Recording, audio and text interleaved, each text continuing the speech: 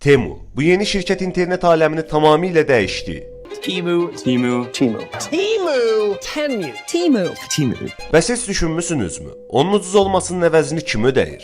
Siz mi yoxsa heç tanımadığınız başqa insanlar mı? Pərdə arxasındakı iddialar qorxuncdur. İş zamanı həyatını itirən işçilər, qara bazarda satılan bank hesabı məlumatları, hətta məcbur işlədən Uyğur türklərinin əməyi ilə istehsal olunan məhsullar.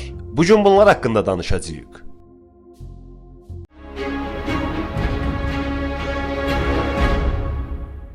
Əvvəlcə şirkətin yaranmasından başlayaq. İl 2022. Yer Amerika Boston. Temu şirkəti məhz burada qurulub. Yəqin ki, bir çoxlarınız Temunun Çin şirkəti olduğunu düşünür. Çox da yanılmırsınız. Temuya bənzəyən Şin şirkətinin Amerikada 2023-cü ildə 14 milyon istifadəçisi var idi. Temu cəmi bir il əvvəl yaradılmışdı və Amerikada 104 milyon istifadəçisi var idi. Bunu cəmi 6 ay kimi qısa bir müddətdə bacarmışdılar. 2023-cü ildə Temu dünya üzərində 130 milyon istifadəçiyə satdı. 2025-ci ildə isə bu rəqəm 292 milyon oldu. Bəs bunu necə bacardılar? Bir şirkət bir il kimi qısa müddətdə necə bu qədər çox istifadəçiyə sata bildi? İndi hamısını bir-bir izah edək. Temunun sahibi PDD Holding şirkətidir. PDD Holdinginin başqa bir e-ticarət saytı daha var. Pinduoduo. Amma bu sayt Google Play tərəfindən qadağan olunub. Pinduoduo haqqında şəxsi məlumatları oğurladığına dair ciddi iddialar var. Bilirəm, artıq şəxsi məlumatların oğurlanması məsələsini çox da ciddiyə almırsınız. Amma burada diqqətli olmağınız çox vacibdir. Çünki bank məlumatlarınızı saytlara daxil edirsiniz. PDD Holding şirkətinin dəyəri 170 milyard dollardır. Şirkətin sahibi Colin Kwong çox adi bir insan kimi görünür. Ancaq onun sərvəti 47 milyard dollardan çoxdur. Yəni bu adam dünyanın ən varlı insanlarından biridir və çox qısa müddətdə Çindəki ən zəngin insanlardan biri olub. Şirkətin tarixçəsinə yenidən qaydaq. Şirkət 2022-ci ilin sentyabrında yaradılıb. 2023-cü ilin fevralında Temu dünyanın ən böyük idman tədbirlərindən biri olan Super Bowl-da 2 reklam yayımladı. Üstəlik bu reklamlar o günə qədər verilmiş ən bahalı reklamlar arasında idi. Cəmi 9 saniyəlik reklam üçün 7 milyon dollar ödəmişdilər. Və bu reklamlardan 3 ədəd verilmişdi. Yəni ümumilikdə 21 milyon dollar. Super Bowl demək olar ki, bütün Amerikalıların izlədiyi nəhəng bir tədbirdir.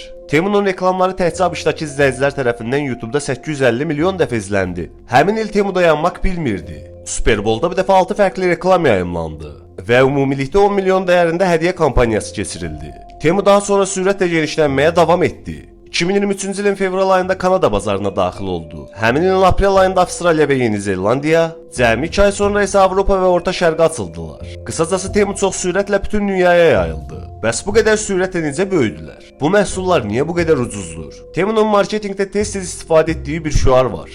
Team up, price down. Yəni birlikdə alaq qiymət düşsün. Bu toplu alım prinsipini təmsil edir. Bunu başa düşmək üçün belə bir misal çəkək. Bir topdandan 10 qələm almaqla 100 qələm almaq arasında fərq var. 100 qələm aldıqda toplu aldığınız üçün daha ucuz olacaq. Aranızda e-ticarətlə maraqlananlar bunu çox yaxşı bilir. Bəs sistem necə işləyir? Əvvəllər topdan satıcılar Çindəki böyük istehsal fabriklərindən toplu məhsul alırdılar. Ardınca bu məhsulları öz dükanlarında satırdılar. Biz də gedib bu dükanlardan o məhsulları alırdıq. Bu zaman çoxsaylı əlavə xərclər yaranırdı. Toptancıların ödədiyi kargo haqqı, məhsullarını saxladığı anbarın icarəsi, dükanlara paylama xərcləri, dükan sahiblərinin kirayəsi, vergilər və işçi maaşları. Nəticədə Çindən 1 dollara məhsul alırsınızsa, o məhsul sizə gələnə qədər ən yaxşı halda 9-10 dollara qədər daha baha başa gəlir. E-ticarət aradakı bir çox xərclərdən yayınmağa kömək edir. Məsələn, Amazondan bir məhsul sifariş edəndə məhsul Amazondakı bir satıcıdan gəlir. Bu satıcı məhsulu Çindən toplu şəkildə alıb və tək-tək sataraq qazanc əldə edir. Burada dükanın kirayəsi, işçi maaşları kimi xərclər olmadığına görə qiymət daha münasib olur.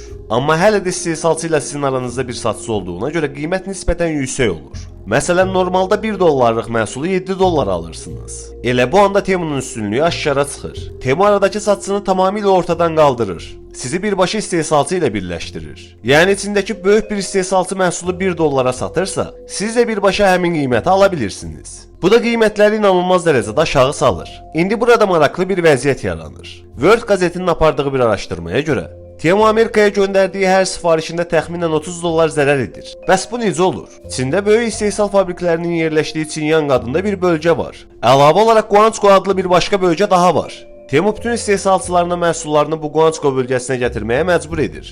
Bu isə istehsalçılara müəyyən bir xərcə başa gəlir. Sifarişlər burada toplandıqdan sonra Amerikaya göndərilir. Normalda Amazondakı bir satıcı Çindən toplu şəkildə bir konteyner alır və bu məhsulları Amazon üzərindən tək-tək satır. Amma Temuda vəziyyət fərqlidir. Çünki toplu alım edilmir, hər sifariş tək-tək verilir. Temu bunun nəticəsində Amerika və digər ölkələrdə milyonlarla dollar vergi ödəməkdən azad olur. Amerikada 800 dollardan aşağı olan məhsulların gömrük vergisi olmadan ölkəyə daxil olmasına icazə verilir. Temuda hər sifarişi tək-tək göndərərək bu vergidən azad olur. Amma sifarişlər dediyim kimi toplu deyil, tək-tək verilir. Və hər sifariş üçün Temu ortalama 14 dollar ödəyir. Bu isə sual doğurur. Siz həmçindən 1 dollara məhsul gətirirsiniz, həm də zərər edirsiniz. Bu necə mümkündür? Bu nöqtədə başa düşməli olduğumuz əslində başqa bir şey var. Bu vəziyyət əslində bütün ölkəyə pis mənada təsir edir. Çünki Temuda telefon qoruyucusu 1-2 dollara satıla bilir. Bəs yerli tacir bununla necə rəqabət apara bilər? Eticarət səbəbindən çox sayda dükan bağlanıb. Çünki heç bir qaydada rəqabət apara bilmirlər. Bütün bunlardan əlavə Temu haqqında böyük qalmaqallar da var. Bir anda işləyərkən həyatını itirən işçilər var. Temu isə bunun üstünü ört-basır etməyə çalışır. Az əvvəl Temunun bağlı olduğu holdingin digər şirkətindən danışmışdım. Pinduoduo. Texniki olaraq hər iki şirkət də eyni sahibin əlindədir. Pinduoduodakı işçilərin vəziyyəti çox pisdir.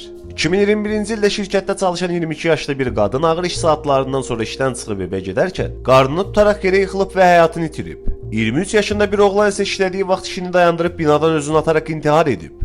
O gün rəhbərlikdən ailəsini görmək üçün icazə istəmişdi, ancaq rəhbərlik icazə verməmişdi. Aydındır ki, şirkət işçiləri çox yaxşı bir şəraitdə işlədilmir. Yaxın vaxtlarda Ventox adlı bir şəxs də şirkətdən qovulub. Onun qovulmasının səbəbi isə bir işçinin həddindən artıq işlədiyi üçün təcili yardıma düşdüyü zaman çəkilmiş bir videosunun yayılması olduğu iddia edilir. Sonra uzun bir video yayımlandı. Videoda işçilərin aylıq 380 saatdan çox işlədiyi iddia edildi. 380 saat gündə ardıcıl 13 saat işləmək deməkdir. Daha sonra ortaya çıxan sənədlər və iddialar eyni vəziyyətin Temuda da yaşandığını irəli sürdü. Bir fast fashion haqqındakı bir araşdırmada Temunun adı 66 dəfə keçib. Birazdan bu terminin nə mənaya gəldiyini izah edəcəm. Amma bundan əvvəl sizə əsas narahat edici nöqtələri göstərmək istəyirəm. Hesabat Çindəki Uyğur türklərindən bəhs edir. Uyğurlar kökənləri Türkistan olan Çinin Sinzan bölgəsində yaşayan müsəlman bir xalqdır. Bura pambıq, neft və təbii qaz baxımından çox zəngin bir bölgədir. Strateji olaraq Çin üçün böyük bir əhəmiyyətə malikdir. Çünki bu bölgə həm də Çinin Avropaya açılan qapısıdır. Bəs tam olaraq nə baş verir? Çin 1700-cü illərdə bu torpaqları ələ keçirib. Bu gün isə bu bölgədən qaça bilən Uyğurların danışdıqlarını eşitdikdə vəziyyətin nə qədər qorxunc olduğunu başa düşə bilirsiniz. Gözümdə həm göz aldımda aşla nümqə aşağıda qaranğı uylarga aşağı qızlar ne qaranğı uylarga solab çaşqallab bilan aşlarni ko'rib məni so'roq chiqib qizlar yig'lab aşa beshlar yar bo'lib beshlarga urib ularniki aşlarni hamısını ko'rgan ki mening yuragim ichida. Bu vəziyyəti necə ifadə edə biləcəyimi bilmirəm. Qadınların uşaqlarının olmağına mane olurlar. Anadan olan uşaqlar isə ailələrindən zorla alırlar. Çin Uyğur türklərini tamamilə yox etməyə çalışır. Sinzan bölgəsindəki insanlar inanılmaz dərəcədə irqçiliklə üzləşir. Bölgənin demək olar ki, hər yerində konsentrasiya düşərgəsi var. Yüzlərlə insan və uşaq səbəbsiz yerə həbs edilir. Çin dövləti isə müsəlmanlıq inancının insanların beynini yuduğunu iddia edərək bu zülmə haqq qazandırmağa davam edir. Həbs edilən Uyğurlar isə zorla işlədilir. Uzun iş saatlarına məcbur edilir. Yeməklərinə və yuxularına belə nəzarət edilir. Dünyanın ən böyük qlobal şirkətləri üçün istehsal edən bu insanlar pis şəraitdə sadəcə mənsubiyyətlərinə görə insanlıqdan kənar rəftarla qarşılaşır. Əgər həbs edilməsələr belə Sinzanda yaşayanlar Çin hökumətinin daim nəzarəti altındadır. Vəziyyət o qədər bərbaddır ki, iddialara görə hər birinin evində kamera nəzarəti belə var. Bu insanların normal həyatını yaşamağa icazə vermirlər. Dünya isə bunu görməzdən gəlməyə davam edir. Bəs bütün bunların Temu ilə əlaqəsi nədir? Gəlin izah edim. Temunun 66 dəfə adının keçdiyi hesabatda həmçinin bunlar da qeyd olunmuşdu. Temu istehsalçılarını heç bir şəkildə yoxlamır. Temu Sincan bölgəsindən gələn məhsulların satışını qadağan etmədiyini qəbul edir və bunu açıqca saytında yazır. Bəs bu nə deməkdir? O deməkdir ki, insanları zorla işlədib istehsal etdikləri məhsulları da açıq-aydın satırıq. Bəli, digər böyük şirkətlərin arxasında da belə şeylərin olduğunu bilirik. Amma Temu istehsal yerini açıq-aydın öz saytında göstərir. Sizcə bu vəziyyət narahat edici deyilmi? Bu etik olaraq düzgündürmü? Temunun qalmaqalları bununla da bitmir. Bir qadının yaşadığı vəziyyət hadisəni daha da dəhşətlidir. Qadın Temudan kredit kartı ilə alış-veriş etdikdən sonra 2 ay ərzində hesabından kiçik miqdarlarda pulun çıxdığını hiss edir. Bu kiçik məbləğlər böyüyərək 400 dollara çevrilir. Pul isə fərqli ölkələrdən və fərqli IP-lərdən çəkilmişdi. Nəticə olaraq demək istədiyim budur. Xahiş edirəm diqqətli olun. Xüsusən şəxsi məlumatlarınızı paylaşma mövzusunda daha da ehtiyatlı olun. Bilirəm, bu barədə artıq çox eşitmisiniz. Bəlkə də sizə adi bir şey kimi görünür. Amma əmin olun ki, bu vəziyyət həqiqətən təhlükəlidir. Əgər həmin saytdan alış-veriş edirsinizsə, ən azından təhlükəsiz ödəmə üsullarını seçin. Unutmayın, bir məhsula pul ödəmirsinizsə, deməli məhsul sizsiniz. Bəs siz bütün bunlarla bağlı nə düşünürsünüz? Rəylərdə bizlə bölüşməyi unutmayın. Video sona çatdı dostlar. Belə videoların davamı üçün videonu bəyənməyi və kanala abunə olmağı unutmayın.